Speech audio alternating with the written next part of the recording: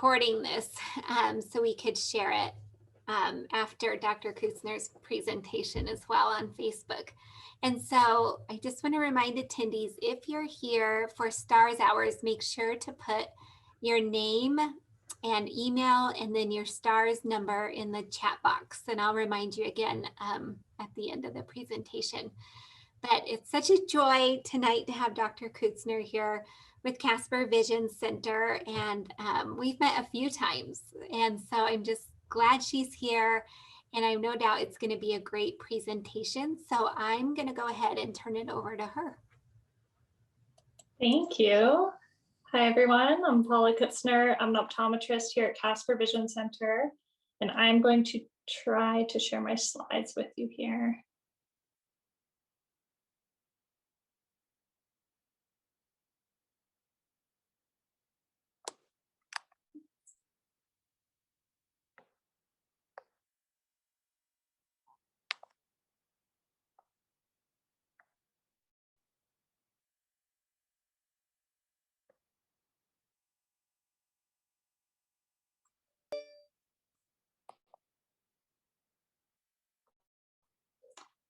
Okay, can everybody see that slide there?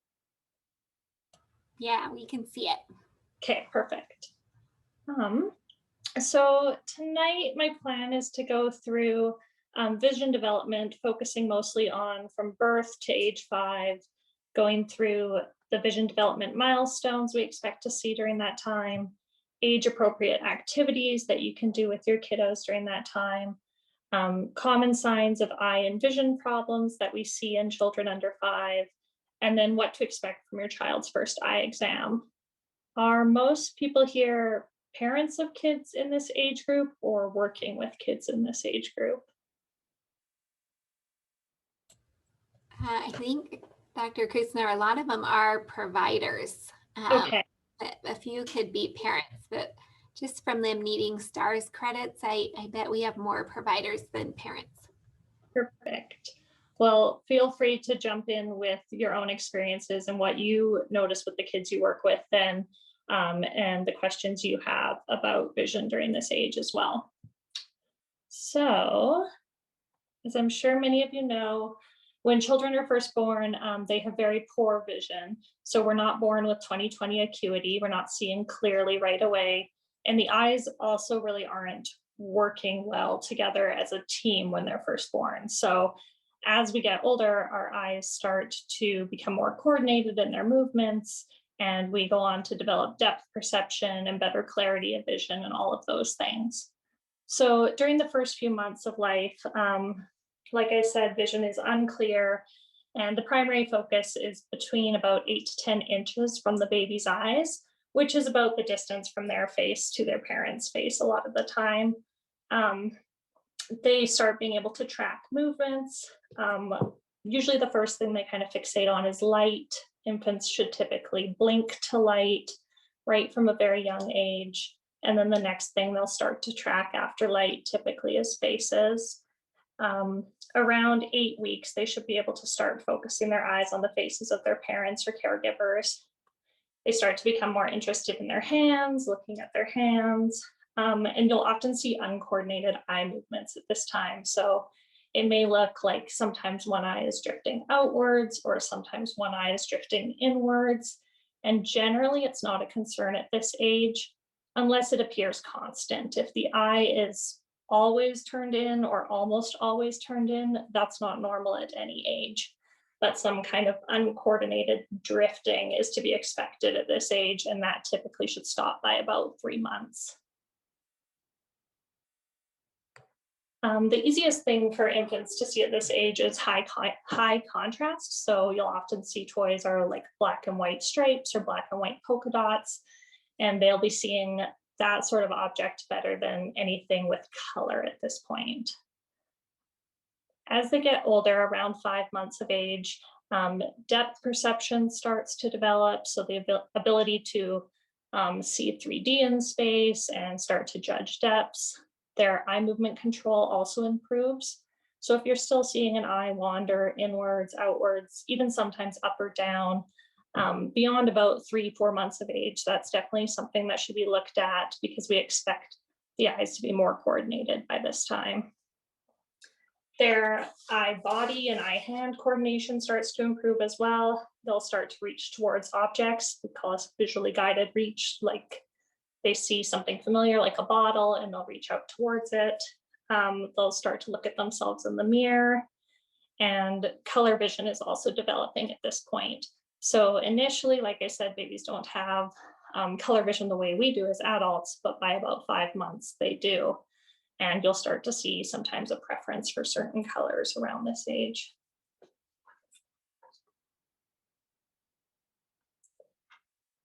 Around 10 months, we expect them to start to be able to grasp objects, and then they start crawling around this age as well. Crawling promotes eye, body, foot, hand coordination, and is an important part of vision development, just like it contributes to other areas of development. And babies are now able to judge distances fairly well and will start to throw things. They can track faster moving objects now. So if you're moving a toy side to side or up and down when they're younger, they need the object to be moving pretty slowly for them to keep up with it with a smooth eye movement. Otherwise, you see very jerky eye movements. And then around this age, we expect them to start being able to track faster moving objects, like you're rolling a ball towards them or something like that. They also start to really like peekaboo around this age.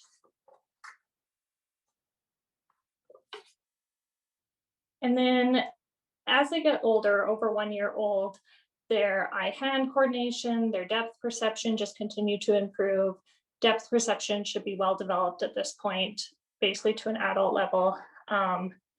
Children this age are very visually interested in their environment and exploring it. They start to recognize objects and they'll start to recognize pictures at this point too. And we don't expect vision to actually reach that 20/20 or level of clarity that adults experience until they're about 3 years old. So vision from the time you're born until about age 3 just continues to get clearer and clearer in normal development, I should say. Next, I'll go through a few age-appropriate activities for each of these age groups to promote these different visual development milestones. So during the first few months, some things you can do are using a night light or another source of dim lighting in the baby's room to give them something to orient towards. Also changing the crib's position or changing your child's position within the crib changes their view. So if you have them facing one direction one day and then turn so that the head is facing the other direction another day, it gives them a different angle of the crib to look at and different parts of the room to look at. Even though they're not seeing far away at this point, even in their immediate environment, it changes up their worldview and gives them new things to look at and visually explore.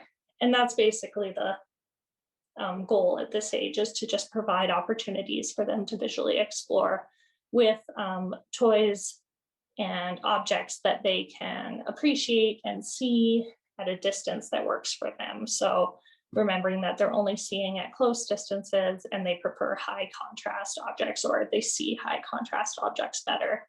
So again, those toys I was talking about where you often see the high contrast black and white stripes or black and white polka dots, some sort of pattern like that, as opposed to fine details and multicolors at this point.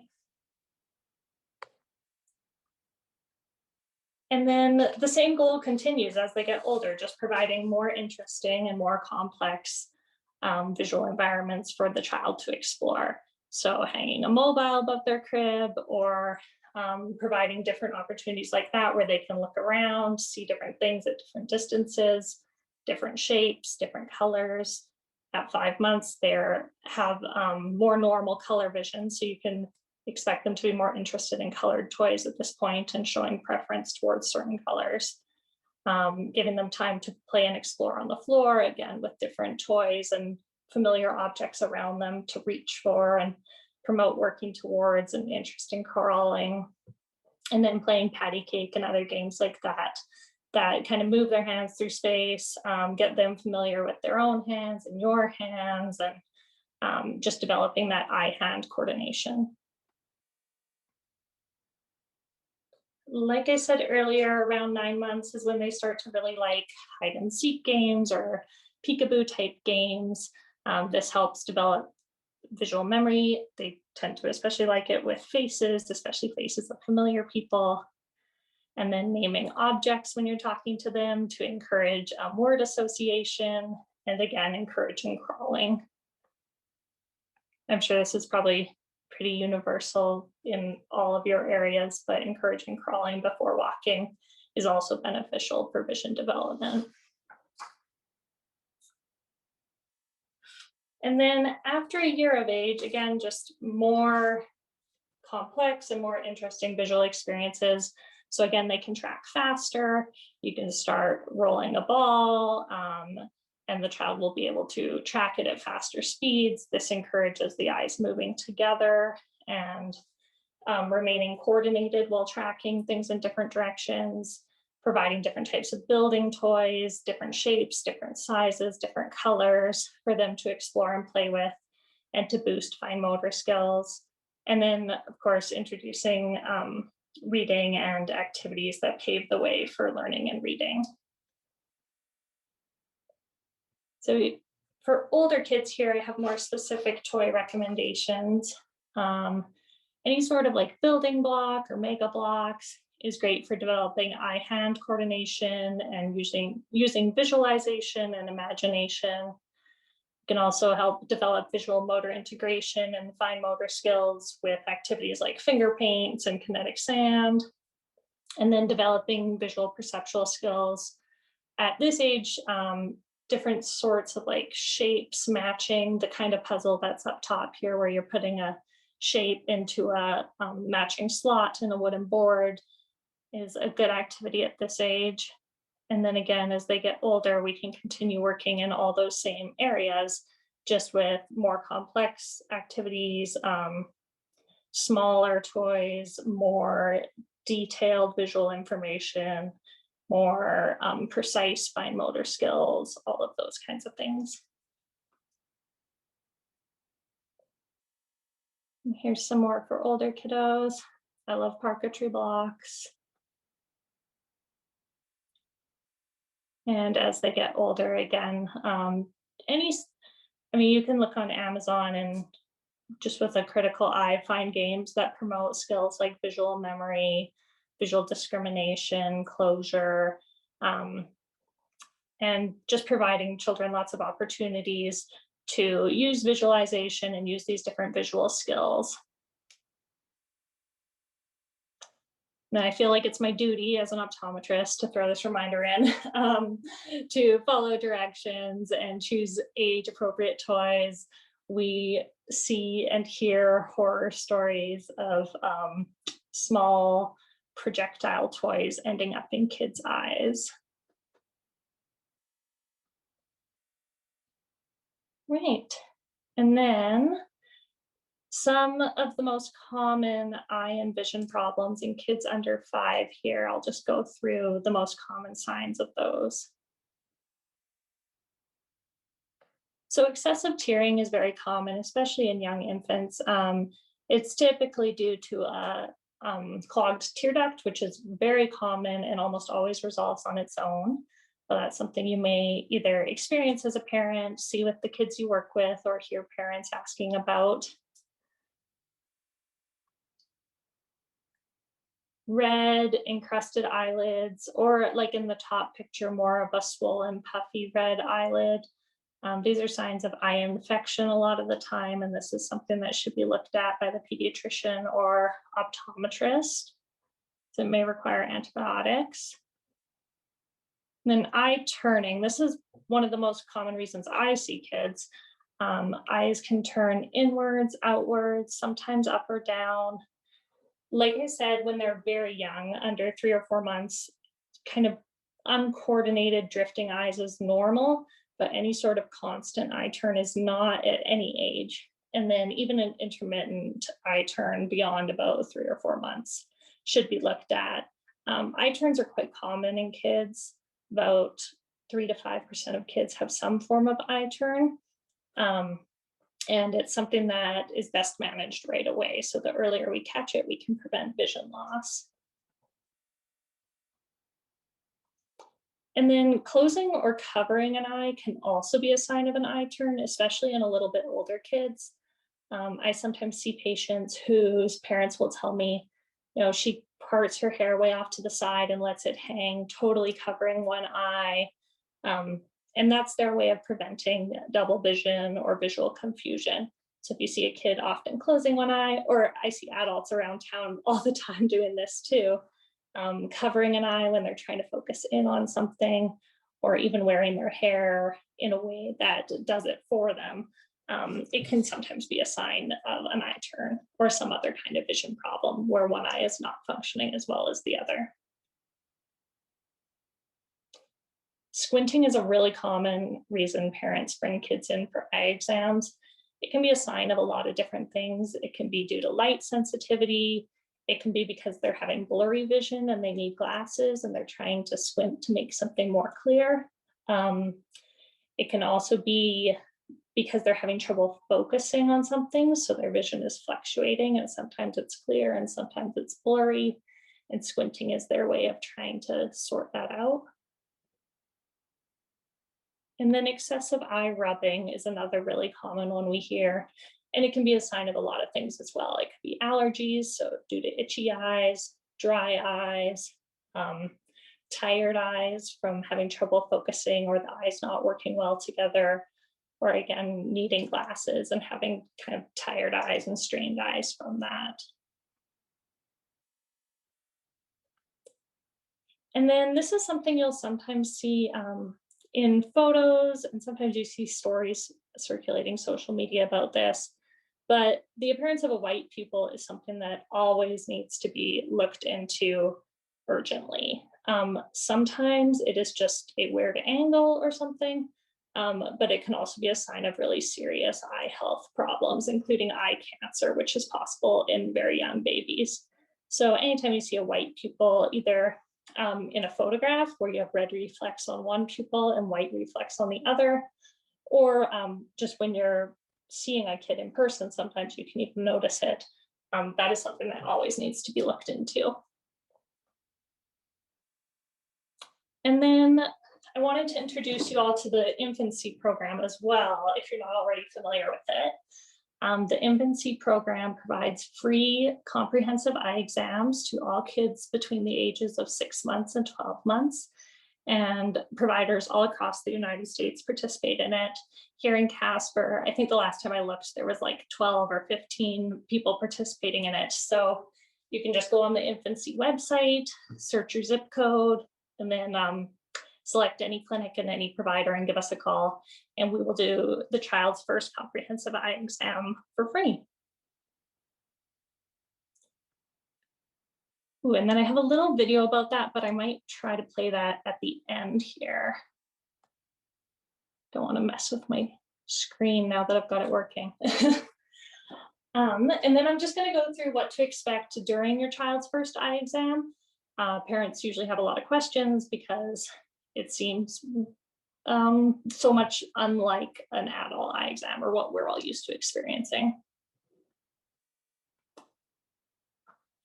So first we'll go through history. This is like family history of any eye problems, pregnancy and birth history, any other developmental concerns, asking about if other milestones have been met. And history with siblings, having an eye turn, lazy eye, anything along those lines. Prematurity, oxygen at birth, all of those things can predispose children to certain eye conditions. The next thing is visual acuity. So this is measuring how clearly we see. And at our eye exams, we're used to doing this. This is when you cover one eye, you look out at the chart and you read the letters that get increasingly small. Obviously, we can't do that with babies. And this is one of the number one questions that parents usually have is how do you know how well they are seeing? And I will show you guys here in a second how we measure that on infants. And then refractive status. This is glasses prescription. Again, we're used to doing that behind the large binocular like phoropter and then being asked which is better, one or two. Again, we can't do that with kids. So how do we measure their glasses prescription when they're not able to give any sort of subjective feedback. And the way we do that is what she's doing in this photo here. It's called retinoscopy. And we can do it with their eyes undilated, and then we repeat it again with their eyes dilated to get a definitive measurement. We'll talk about that more in a second. We also assess eye movements. We do this with different toys, lights. Sometimes it works well to have the toys we have because they are new and different from what's at home. And sometimes it's nice to have the parents bring in familiar favorites, and those will work better, looking at how the eyes track in different directions and if they're able to move into all positions of gaze normally. We also measure eye alignment. So sometimes an eye turn isn't as pronounced and obvious as it was in those photos I was showing earlier. Sometimes it's very obvious, and other times it's quite subtle, and to the average observer, it looks like the eyes are aligned. And then once we start using various lights and lenses to measure that, it turns out there's actually a small misalignment. And then eye health, of course, as well. This is both the health of the outside of the eyes, so what you can see externally, and then the health of the inside of the eyes as well. And part of the way we check the health of the inside of the eyes is by dilating the pupils. And then what to expect to be told at your child's first eye exam. It's normal to hear that they have some amount of farsightedness and potentially a small amount of astigmatism. Almost all babies have some sort of glasses prescription, and that's totally normal. They go through a process called emmetropization as they grow. So just as their rest of their body grows, their eyes also grow. And as their eyes are growing, their prescription changes. So we expect them to be a little bit farsighted, really up until about kindergarten. And then as they grow, that farsightedness just reduces. And that's something we'll monitor over time. Even though they have farsightedness and potentially a little bit of astigmatism, we typically do not prescribe glasses for that refractive error because it is developmentally normal and it's where we expect it to be at that point. And then the usual follow-up is, so seeing them for their first eye exam between 6 and 12 months, and then again around age 3. And then again, this is before first grade. I would actually say before kindergarten, before they start school, just to make sure they're really ready to learn. And then of course, sooner if any concerns like the signs we were talking about earlier, potential signs of an eye turn, eye infection, all those kinds of things. So this is information you can share with parents to get their free infancy exam. They just visit infancy.org to find a provider near you. And then I suggest choosing an appointment time at a time when your baby is typically alert and awake and happy, and then bringing some favorite toys, books, a bottle, soother, whatever you think may work for them and make them feel comfortable and happy during the appointment. I have seen lots of Baby Shark on an iPad and things like that during an eye exam, and we really appreciate it. All right, and then I'm going to get out of this screen so that I can show you, kind of walk you through a typical eye exam and show you the different equipment.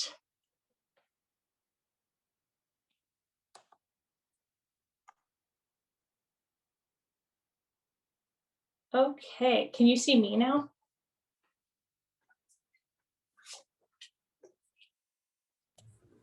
Yeah, we see you. Okay, perfect.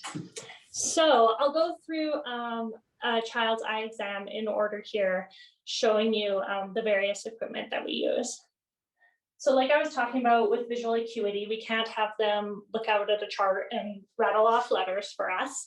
So one way we can measure their visual acuity is with these paddles. So you can see one is a gray, and then we have different levels of stripes here, different thicknesses.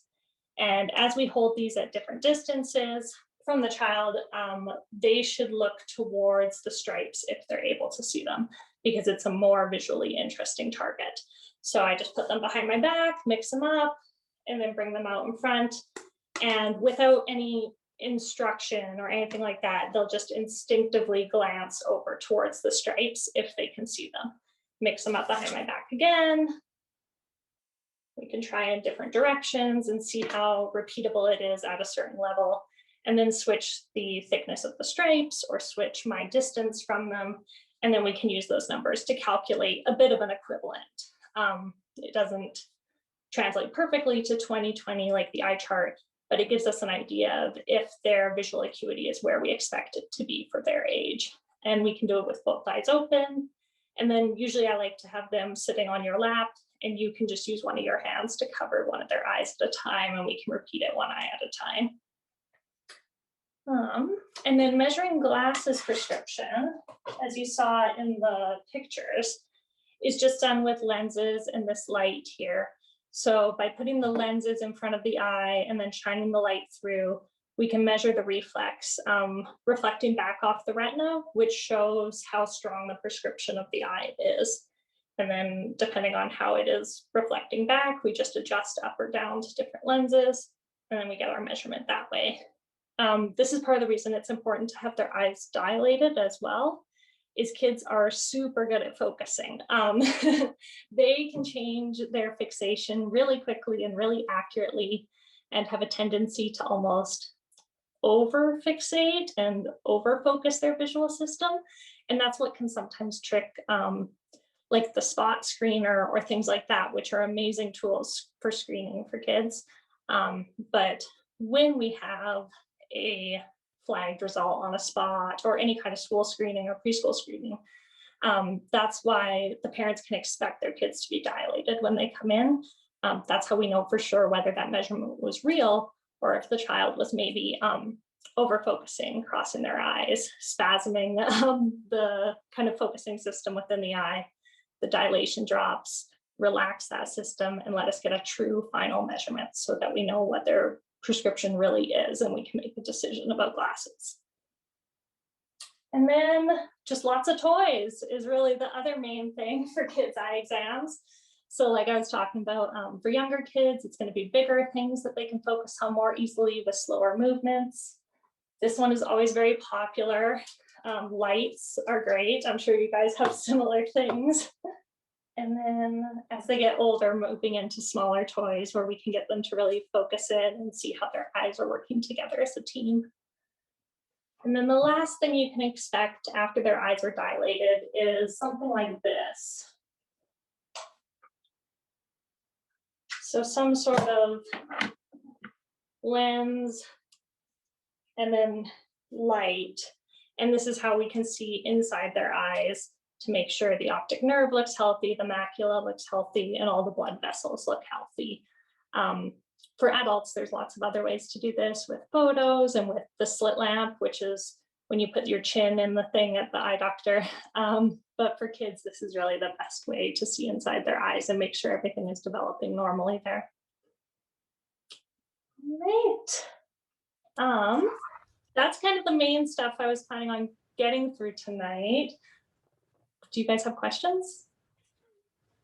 So we can open it up for questions for Dr. Kutzer. You can either put them in the chat or just unmute yourself and ask your questions. And as a reminder, make sure to put your name, email, and STARS number, or really I just need your name and STARS number for the STARS credit in the chat box, and we'll turn that in for you. A couple questions I have is, how do you check for children that are colorblind? Good question. I can go grab it if you would like me to talk about it or show you. But the color vision test is typically a whole bunch of dots. And then within those dots, some of the dots are making a pattern. So for really young kids, it can be a trail that they trace with their finger. Some of them are shapes, and then lots of them are numbers.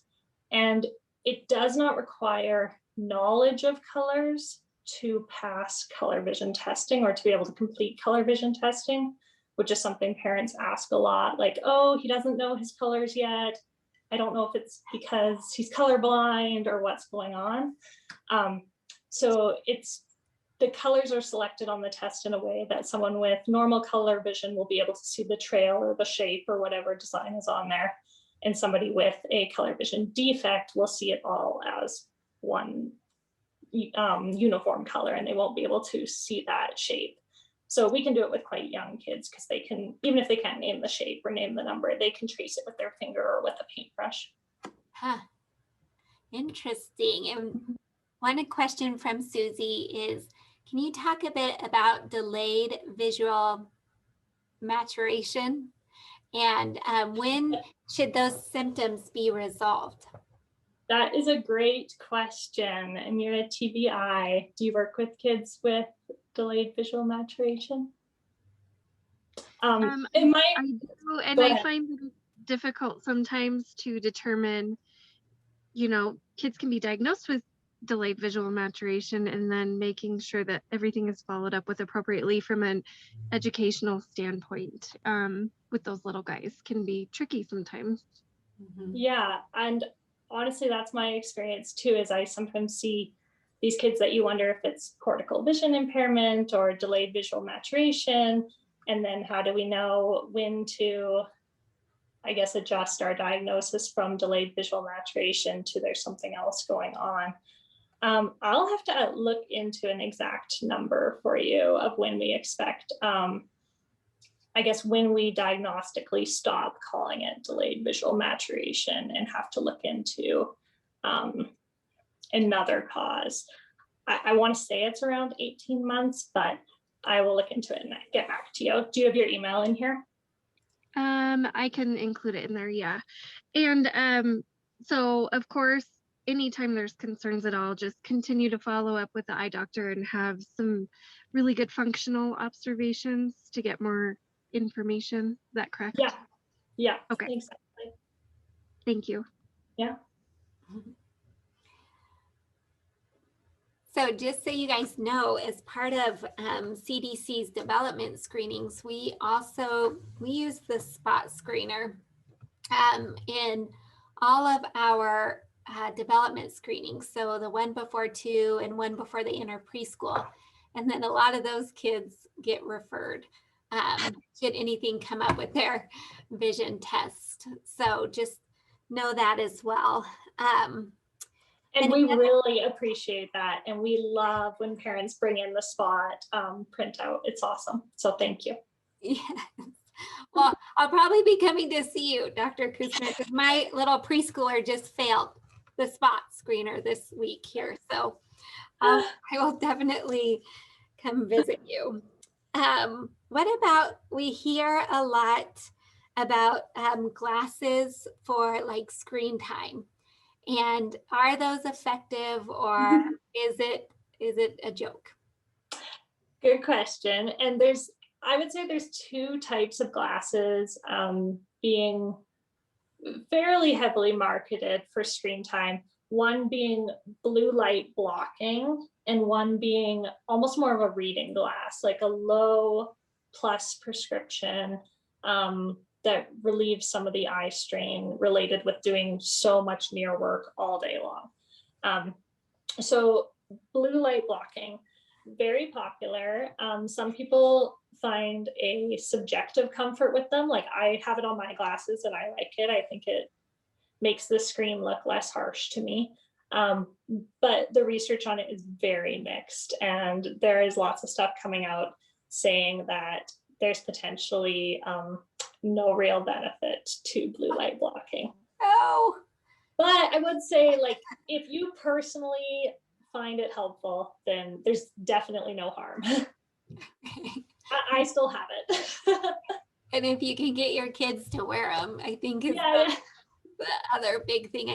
I know they were just such a big hit, in the news, and parents were ordering them. And I thought, well, I wonder if these really do make an impact. So good to know. The other type of glasses that are sometimes recommended for kids for screen time are more of like a low powered reading glass. And this helps reduce some of the visual demand at near. So magnifies things a small amount. And I do think those, depending on the specific child and how their eyes are functioning together, those can be really helpful. So I do prescribe those ones. Okay, so even if you don't have an eye defect, then you can still get those for their screen time. So even if they don't need a prescription for distance, like they have 20/20 vision, if their eyes seem to be having a tendency of over focusing at near and over straining and causing headaches and things like that, then a pair of glasses like that for reading and any near task can be helpful in relieving that. Okay. Great. Any other questions for Dr. Kutzer? I just find it so fascinating. I could probably ask you a ton of questions, but I'll let the others chime in. Anybody else? No? I would be interested, like I don't know if we have OTs on here, or so sometimes I have parents bringing kids in saying, the reason I'm here is because our occupational therapist feels like, visually guided reach is behind where it should be, or fine motor control is not where it should be, and they're suspicious of an eye problem. So I'd be interested to hear what tips you guys off on that, because we get lots of great referrals that way. Any OTs on here? I'm not an OT, but I work closely with a lot of OTs. And a lot of times if a child is having very poor attention for near point activities or very poor attention consistently at circle time, then we like a vision rule out or rule in to see if those are maybe causing some of that inattention. Mm-hmm. I don't know if that helps or not. Yeah, I think that's a great little pearl. There's a question from Stephanie in the chat box. It says, what about a child who sometimes blinks a lot for no apparent reason? Should that be concerning? Like sometimes they, do that, yes.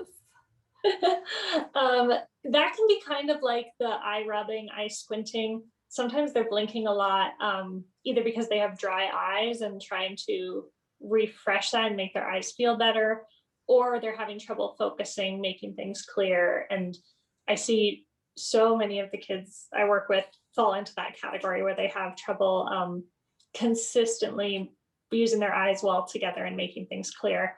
And their main way to reset their eyes or make it go better is to either blink a lot or shake their head. So I do think that's, if you're not just seeing it as a one-off thing, but if it seems to be a consistent thing, especially if it's like when they're trying to visually focus on something, either far away or up close, I think that'd be worth getting checked out. Great. Anyone else? No? Okay, well, I just thank everybody for attending. We had a great attendance tonight, and special thank you to Dr. Kutzer for just taking time out of your busy day to do this for us and into your evening. We really, really appreciate it. And I know I learned a lot, so I'm sure everyone else did. So thank you again. And we're going to post this video on our Facebook. So that way, if you want other staff of yours to see it or share it as much as you want, that would be great. So thank you all again. Thank you, everyone. This was fun. Okay. Bye, everybody.